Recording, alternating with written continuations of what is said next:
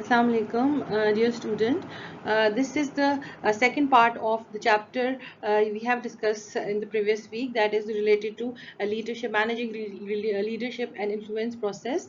In that chapter, we have discussed different levels of powers or different type of powers and different theories. In this chapter, in this actually remaining chapter, we will be discussing some more aspect and some more theories and behaviors which we are confront in the organization in the form of leaders.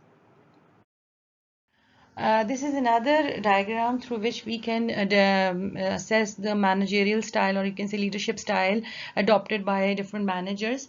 And this is given by Tenenbaum and Stitchmit's leadership continuum. And if you look into that, so there are four different categories. One is use of authority by managers. Then there is boss-centered leadership and subordinate-centered leadership, and areas of freedom for subordinates.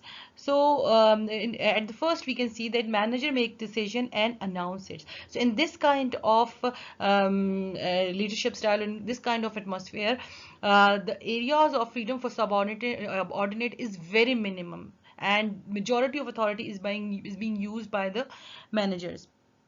Then the second level is in which a little more freedom of area, a little more freedom of areas of freedom is there for subordinate, but in this manager sells decisions. Then a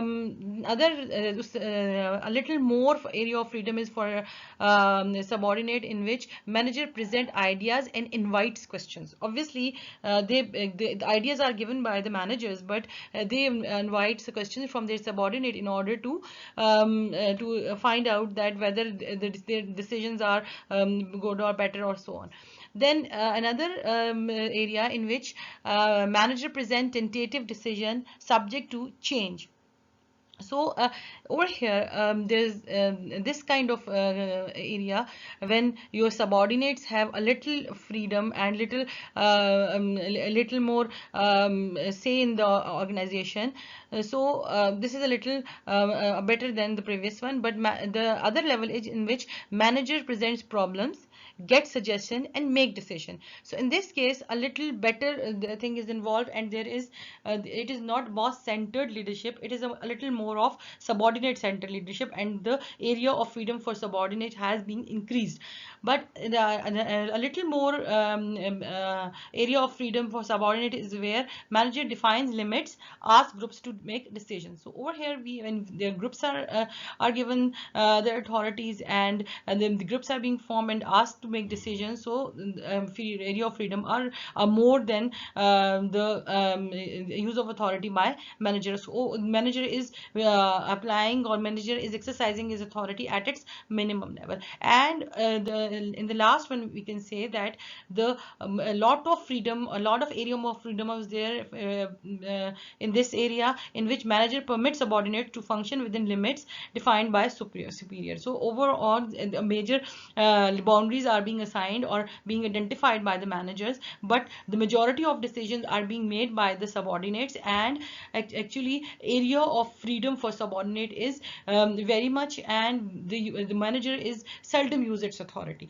So this is the continuum in which there are combinations of things are there. In certain organization there is more use of authority, and in some type of organization there is more use of freedom for subordinate, and there are, so it depends upon that different cases what kind of leadership strategy should be adopted. Another theory is the LPC theory, and LPC stand for least preferred coworker.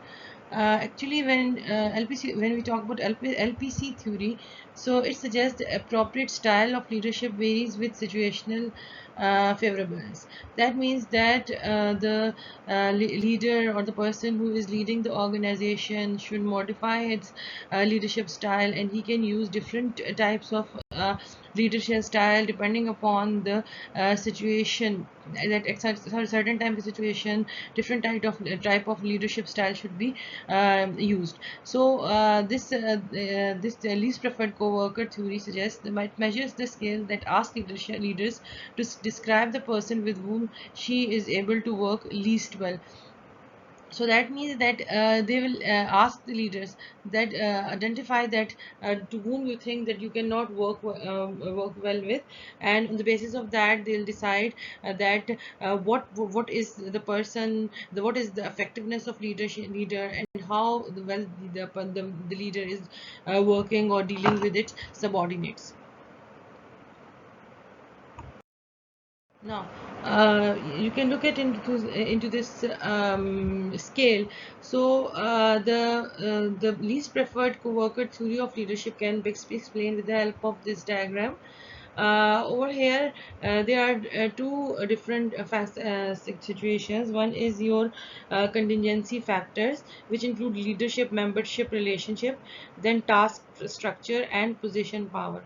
And the other one is your situations, that what with the leader member relation, if in a good situation, and the task structure is high, and your position power is strong, so that would be a more favorable situation. And this situation is actually task oriented, that the behavior of the leader should be task oriented, and the situation is very favorable. But if the situation is good, but and also task structure is high, but position power is weak, in that case also the same situation arises. And the third thing, that if your situation is good and your task structure is low and your position power is strong, so in that case the same thing applies, that it is a most favorable situation, and the appropriate leader behavior should be task oriented.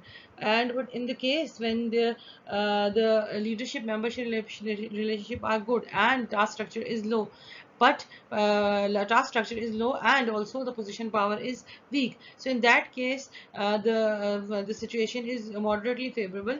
And this situation, the appropriate behavior should be related to relationship oriented. That means that they'll see the situation, they see the relationship between them, and based upon they'll apply certain rules and regulation or certain commands regarding its leaderships. So the other situation, that is bad situation, if in a bad leader membership relationship situation, when task structure is high and the position power is strong, so in that case also moderate favorable situation is there for the leader, and the appropriate behavior should be relationship oriented. The same kind of thing applies when the situation is bad and task structure is high and position power is weak. But in the case of a situation where the bad situation is bad leadership member relationship is low, but the position power is high, so it's actually a most unfavorable situation for the leader, and also the appropriate leadership behavior should be task oriented. And the same situation, unfavorable separation persist in the case when the position power is weak, and also the appropriate behavior should be task oriented. Okay, the other theory is the path goal theory, and path goal theory is actually is a theory of leadership which actually suggests that the most important function or the basic function of the leader is is to make value or desired rewards available in the workplace. That means that whenever the subordinates or the people who are working under you are giving good result, and they are actually achieving results and accomplishing targets, so it should be very important that they should make all the rewards available at the workplace whenever they are desired. So it will actually help employees to work more better in the future, and obviously it will motivate them because the promised reward are being given to them on time and appropriately. And it clarifies for subordinates the kind of behavior that will lead to goal accomplishment and valued reward. That means that they in this theory, it also suggests that the behavior or the function of the leader is to clarify or actually provide a clear situation, or so in some case if they need training, they provide all the available clarification and all the available guidance to its subordinate in order to accomplish the goals which are being assigned to them. And obviously they'll also help them to value rewards, that because if they value reward, obviously they will be able to work hard in order to accomplish those rewards. Framework of path goal theory can be bestly explained with the help of this diagram. First of all, there are subordinates who have personal characteristic. That means that they have perceived ability. Obviously, the perceived ability, that means the ability which is being perceived by the leader, that how much the subordinate is capable, and how he is actually he can give you result, and how much he is efficient enough to give you results. Okay, second is actually a locus of control. Locus of control is actually it's theory which is being developed by Julian Rotter in 1960. And the theory states that any individual or subordinate use event and occurrence from their lives to acquire belief or expectation to determine if they will be rewarded or satisfied for their acts or behaviors. So obviously, if they are satisfied, so they will be doing well. But if they are not satisfied, they create a certain kind of problem. Then second thing is your leader behavior, whether your behavior is the leader behavior is commanding, and he's just there to direct you and just give you orders, or he's supportive, and rather than just giving orders, he'll support you and he'll help you in any case if you need support. But if it's participative, that means that they'll participate in your task, and they'll help to solve your problem, and they'll help you to achieve your goal. And if it's achievement oriented, that's something very much important, very much encouraging, that they'll be very much associated with that, whether they are giving you enough support, enough direction, enough participation, and lastly they're helping you to achieve your goals, and they're giving you direction in order to achieve your goals. So that means that they are achievement oriented. The third thing is your environmental characteristic. That is the task structure, the task itself, how much this is complicated and complicated, and how it is actually helping, how it is being demonstrated to you, and how much it is realistic. So and whether it is achievable or not. So all these things are very important. For sometimes it is being suggested that if you give a very challenging task to subordinates, so that will create their motivation. But it depends upon the person you are working with. And work groups, obviously teamwork and the people you are working, it's something very much plays a very significant role in achieving your task or achieving your targets. If they are the people, the group you are working, it's very good, they are very cooperative, so obviously you will be able to achieve a good result. But obviously it's if there are the people working with you who are not very supportive, and they are actually there to only disgrace you, or not helping you or cooperating you, so it's actually decrease your motivation level. So subordinates motivation to perform, all these things have a positive or negative effect in the motivation of your subordinates to perform well, or to not perform well. So this is actually path goal theory, and the whole framework works like this. Next thing is taking decision, because it's very important that how the manager is there, and manager has to take decision. But how the manager take decision is very much important. It is being discussed by Virome, and he presented Virome decision tree, in which he discussed different decision style used by managers or leaders in their organization.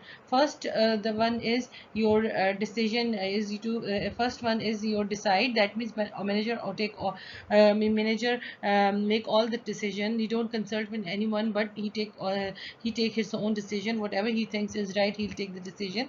Secondly, consult. That means that he present the problem. If he faces a problem and he want to take decision upon that, he present that problem to each group and sorry, to each individual, and try to find out, or and ask them to give them suggestion regarding that, and then after taking the information from them, they'll take decision.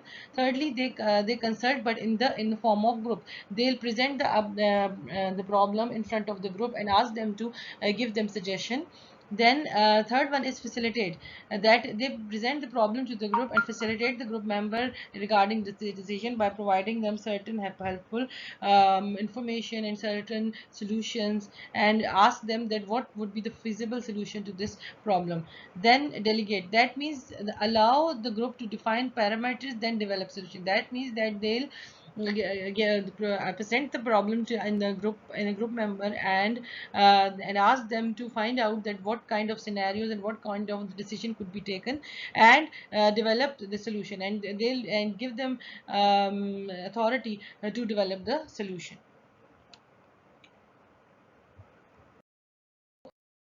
This is another grade which has been given by Avirom's studies, and this is actually Avirom's development-driven decision tree. As in this grade, we can see that this is the point when the leader wants to give more emphasis to the development of its employee rather than the time. So it will take he will take the leader will take different aspect, that decision significance, importance of commitment, leader expertise, likelihood of commitment, group support, group expertise, and team competence. And based upon that, they see that whether these factors have high importance or low importance in the development of its employee. And based upon the manager will see that whether they'll go for decide, leader will see that whether they'll go decide to take decision by himself, or facilitate, or consult, group consult, or delegate, and so on. So based upon that, they'll make a decision that whether what things are important for the development of their employees and what things are no are have low importance.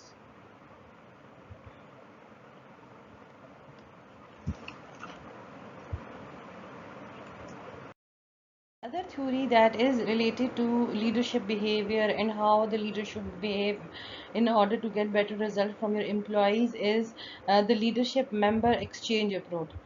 As we all know that as manager is cannot always threat everyone in your team obviously in the same way. So for you probably have team members that you have developed a great relationship with. You trust them, they work hard, they have never let you down. To you these members are to you these team members are invaluable, and you make an extra effort to send challenging projects their way.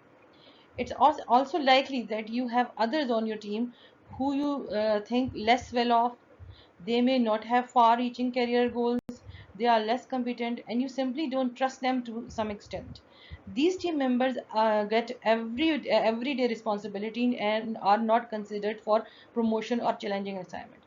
However, have you ever stopped to analyze why don't trust certain team members, rightly or wrong? Do you let that distrust or that belief that they are unreliable influence how you relate to them? Do you even subconsciously withhold opportunities that might help them grow and succeed? This situation is at the heart of leader member exchange theory. This theory, also known as LMX or the vertical dyad linkage theory, explores how leader and managers develop relationship with team members, and it explains how those relationships can either contribute to the growth or hold people back. So so it can this theory stresses the importance of variable relationship between subordinates and each of their supervisor and each of their subordinates. Membership members exchange model LMX model can be explained with the help of this example. If you look in this thing, So in this diagram, so there is a leader and there are many subordinates, subordinate 1, 2, 3, 4. Some are out group and some are in group. So what are in group employees? Then that means that those members who proves loyal, who proves themselves loyal, that are trustworthy and skilled, and they are put into the in group. This group is made up of team members that manager trusts the most. Manager give this group most of their attention, prove challenging and interesting works, and offer opportunities for additional training and development. This group also gets more one-to-one time with the manager. Often people in this group have similar personality, work ethics to their manager. Secondly, the other one is your out group. If members betray the trust of the manager or prove that they are unmotivated or incompetent, they are put into outgroup. This group work is often restricted and unchallenging. Outgroup members tend to have less access to the manager and often don't receive opportunities for growth and advancement. Okay, this theory actually identify that the situation that there are people who are in group and there are people who are out group, but it's very important that you should understand that whether if you are only providing opportunities to your in group members and not to the out group members, so they should analyze their situation, that whether there are certain people who are in the out group that can become a very potential member of your in group, and by coaching and mentoring they can make them people valuable for the organization and they can be part of your in group. So it's very important that you should realize this situation and try to create an atmosphere in which you have more people in your in group. Leadership is a very important concept, and any organization cannot work without a leadership, because at any time in any situation you need a person who can guide you, who can help you to achieve your goals. So because of its important and to organization effectiveness, leadership continues to be very focus of attention for the people who are building theories and researchers. Then so many new approaches have been come into attraction, and there are many substitutes for leadership or transformational leadership are being given by different researchers. So first of which is substitutes for leadership. That is the was this actually concept was developed because existing leadership models and theories actually does not account the situation in which leadership is not needed.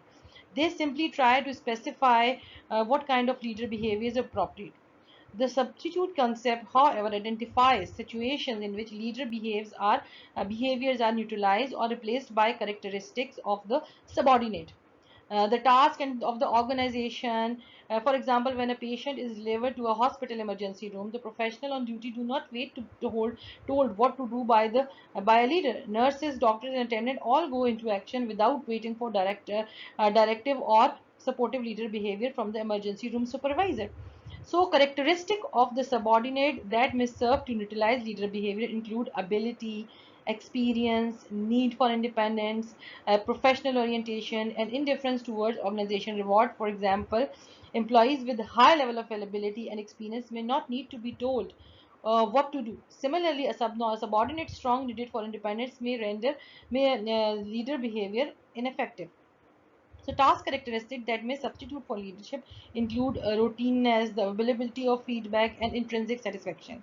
When the job is routine and simple, the subordinate may not need direction. When the task is challenging and intrinsically satisfying, the subordinate may not need or want social support from a leader. So this would be a substitute for a leadership. So other is the charismatic leadership concept, as when this actually assume that charisma is an individual characteristic of a leader, which attract the people are attracted by the leadership skills, ability, and decision of that person. So there is a charisma in that person, so which actually it has a natural thing which can attract people, and obviously people admire that person as a leader, and based upon that they'll follow the leader. So, and what is a charisma? Actually, a charisma is an interpersonal attraction that inspires support and acceptance. That means it is a quality of an individual which is actually inborn, which is within person's personality. So that's the quality which attract other people, and obviously this attraction will turn into support and acceptance by the people who are working with that person.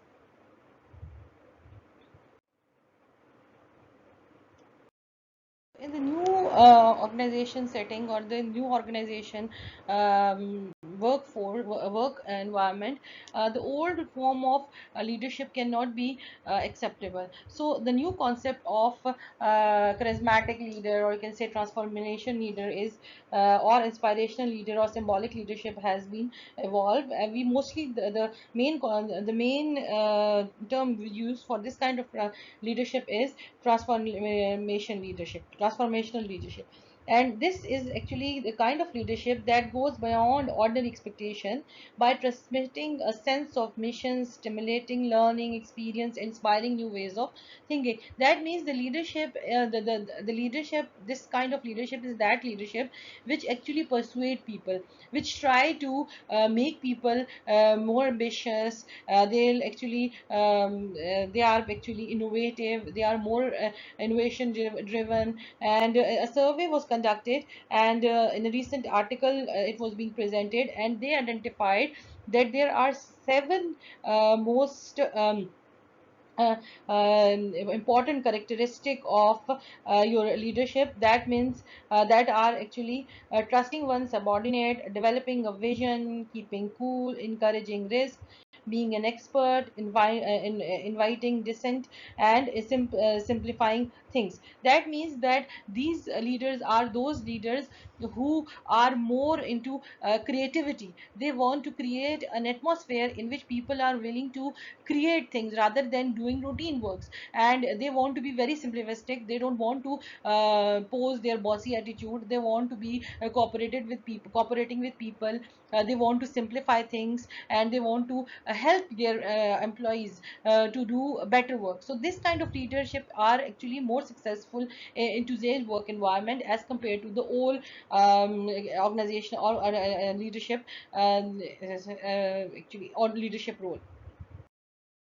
The other concepts related to organization leadership behavior is political behavior. So political behavior is a behavior which is being practiced by different people in the organization. It might be your manager, it might be your subordinate, or it might be manager subordinate, both of them. But this is the behavior which is being used by different people in order to influence certain circumstances or certain outcomes, in order to convert those outcomes into their favor. So that might be the intention might be not wrong, intention might be your organization betterment, but the major emphasis is to influence the behavior in order to have a preferable outcome. So these are the activities which are being carried out for a specific purpose of acquiring, developing, and using power and other resources to obtain one's preferred outcomes. It might be placing your machinery at certain place, or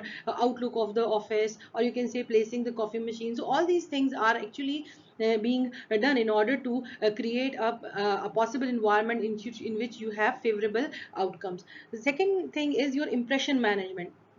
So the impression management are those activities or those kind of behavior which in order to create a certain kind of impression in the minds of your people. For example, in the organization, certain subordinate or certain managers want to create certain kind of impression in order to get a certain benefit, or in order to, in some cases, subordinates show concern and such kind of impression in order to get rewards, or in order to get promotion. So it's actually a direct and intentional effort by someone to enhance his image, or his image, or his personality in the eyes of the other. So this is called as impression management.